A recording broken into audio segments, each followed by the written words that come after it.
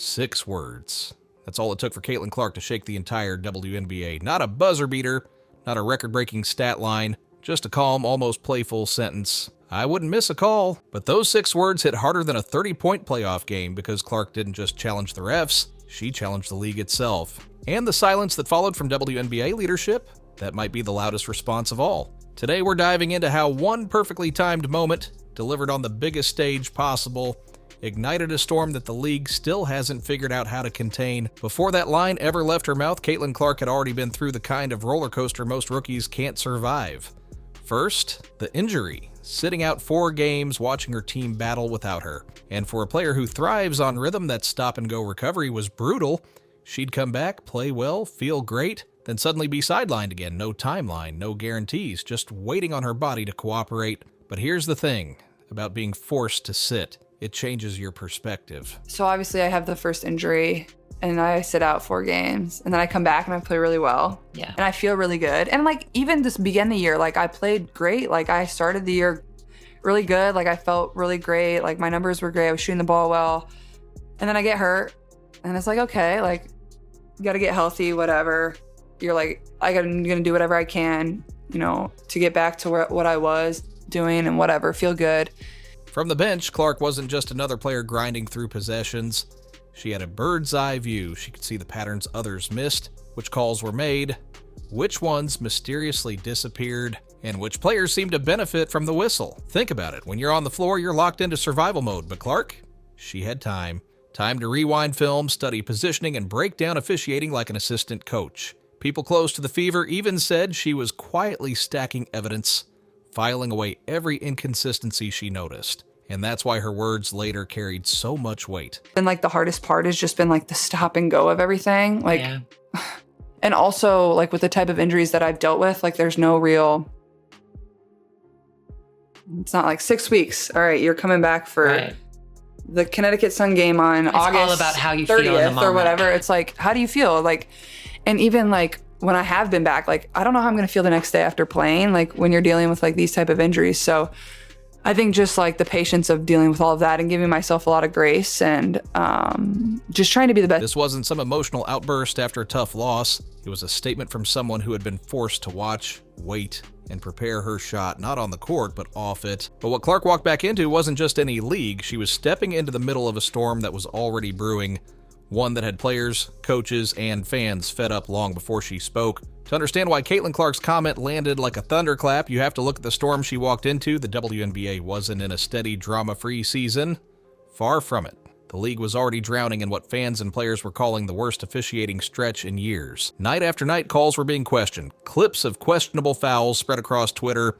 Within minutes of the final buzzer, slow-motion replays went viral, showing elbows that never landed, phantom fouls that stopped momentum, and star players sitting with foul trouble in games that mattered most. It wasn't just 1 or 2 missed whistles, it was a pattern and everyone could see it. And the players? They weren't staying quiet anymore. Multiple stars risked fines by calling out the officiating in press conferences. Coaches were slapped with penalties for saying what fans were already screaming at their TVs. Even analysts on national broadcasts, usually careful not to step on the league's toes, started questioning whether the NBA's officiating was falling behind the pace of its own growth. Then came the breaking point, the commissioner's infamous statement. No winning team complains about officiating. It was supposed to shut the conversation down. Instead, it poured gasoline on the fire. Fans saw it as dismissive. Players saw it as insulting. Coaches saw it as a dare. The league had drawn a line in the sand, and on the other side stood a restless, frustrated player base that felt silenced. And this wasn't happening in some low spotlight era. The WNBA was booming. Ticket sales were up. TV ratings were climbing.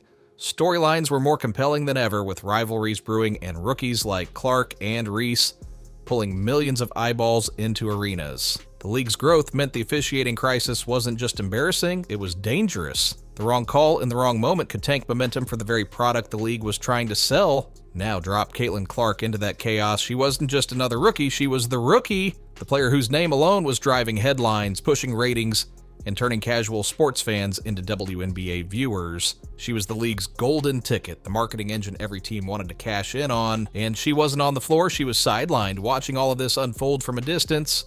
No fouls on her record, no bias to hide behind.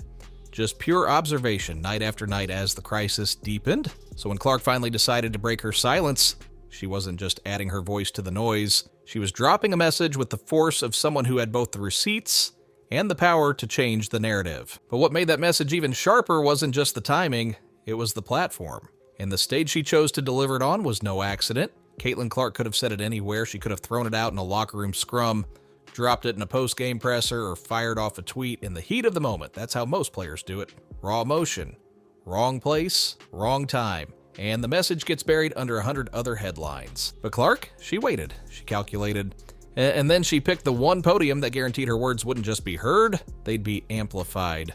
Sue Bird's podcast. Now, for anyone outside women's basketball, that might sound casual, just another interview, right? But inside the WNBA world, that show is basically sacred ground. It's the gold standard for player voices, the place where athletes don't just talk about box scores, but about culture, business, and the bigger picture. And more importantly, it's hosted by Sue Bird, one of the most respected legends the league has ever produced. When you sit across from Sue, you're not just giving an interview, you're stepping into a conversation that carries weight. Bird's presence legitimizes whatever you say. Coaches listen, media outlets amplify, fans treat it like gospel. Even executives pay attention because they know Bird's name travels beyond basketball. Entertainment outlets, social justice platforms, even mainstream TV shows pick up her episodes. It's not where moments go to die, it's where they're born. So when Clark leaned in and delivered 6 simple words, I wouldn't miss a call, she wasn't just throwing shade at the refs, she was dropping her critique in a venue where it would echo far louder than a highlight reel or a press conference clip. And the delivery?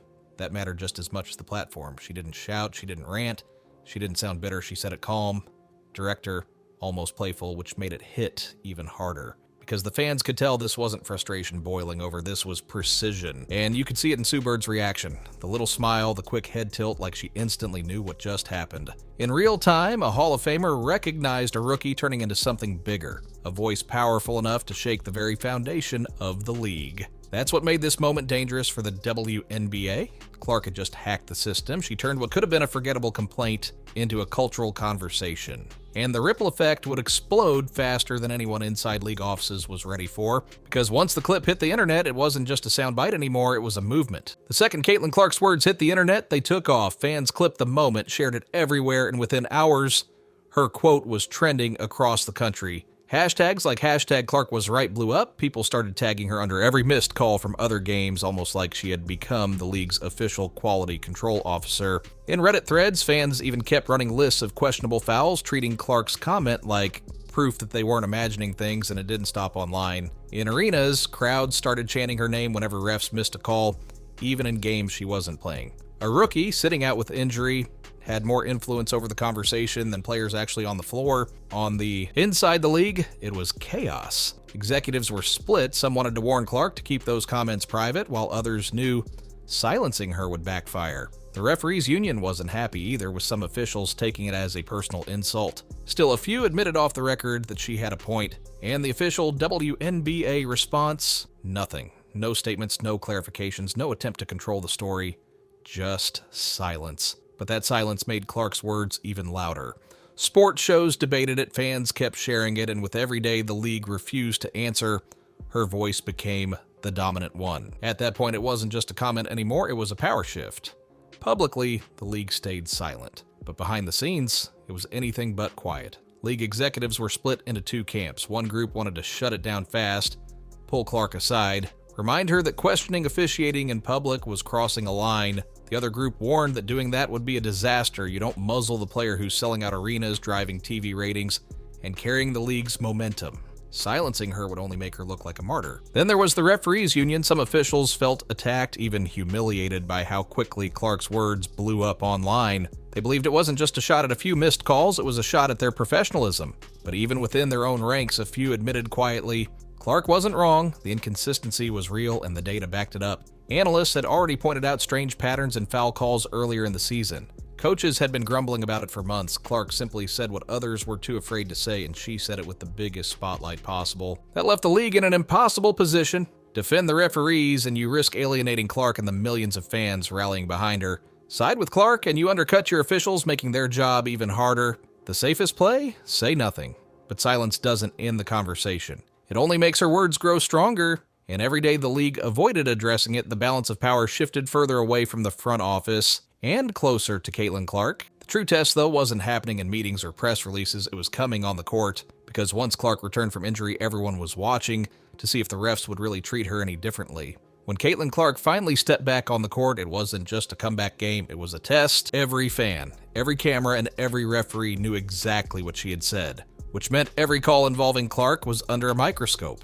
From the opening tip, the atmosphere felt different. The first time she drove into the lane and got bumped without a whistle, the crowd erupted, not just in frustration and anticipation. It was as if the fans were waiting for her reaction. And when Clark smirked, just like she had in the Sue Bird interview, the arena roared. It was almost like they were in on the joke. Suddenly, the refs weren't controlling the game, the fans were. Every whistle, every no call was replayed on Twitter within minutes. Sports talk shows dissected her possessions like playoff highlights, and for the first time in league history, one player's officiating treatment became a national storyline. Clark understood it too. Her post-game comments about facing constant full-court pressure weren't just about defense, they were a subtle reminder she wasn't only fighting through contact, she was fighting for fairness. By speaking out before she returned, Clark had changed the rules of engagement. Every foul she didn't get, every play that slipped through the cracks, now risked igniting another viral firestorm. The league could no longer treat her complaints like background noise. They had to treat them like live grenades. This wasn't just a rookie coming back from injury, this was a rookie turning her comeback into a referendum on the league itself.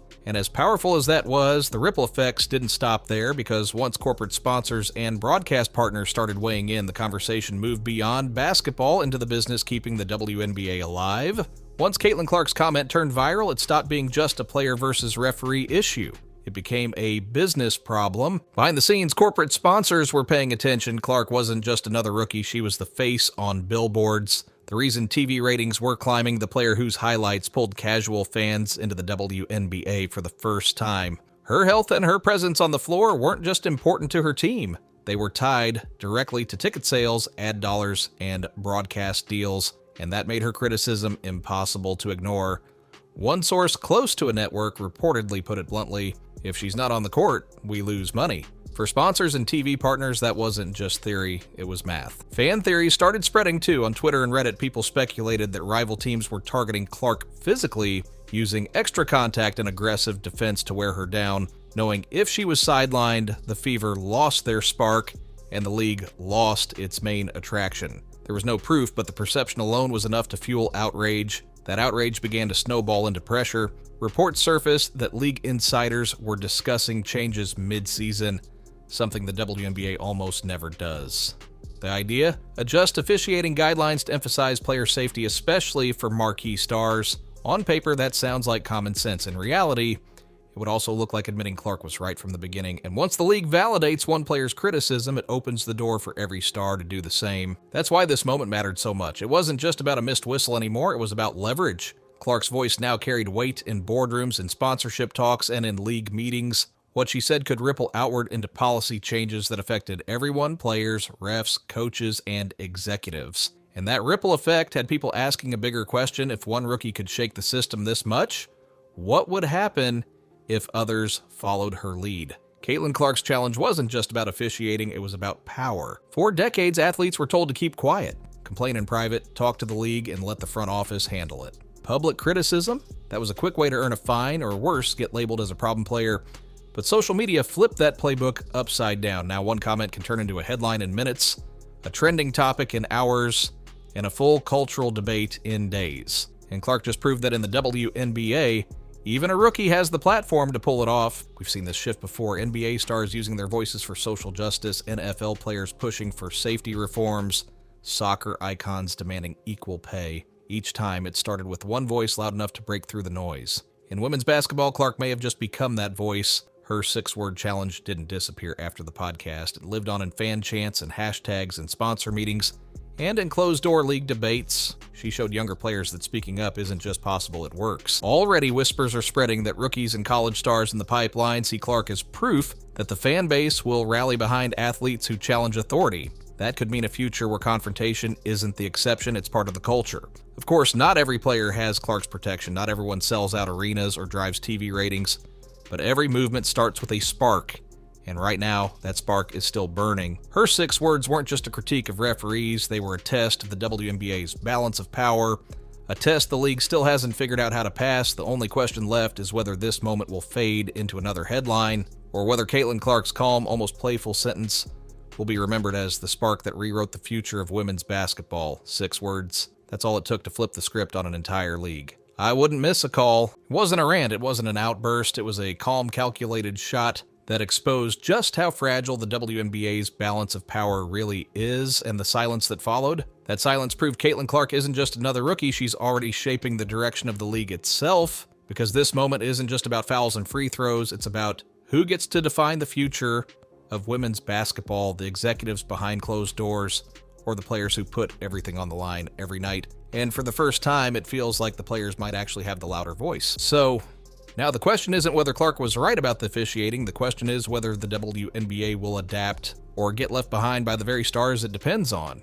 And honestly, that's what makes this story bigger than basketball. If you're standing with Caitlin Clark like we are, make sure you hit that subscribe button, because this season, every word, every game, and every moment could rewrite WNBA history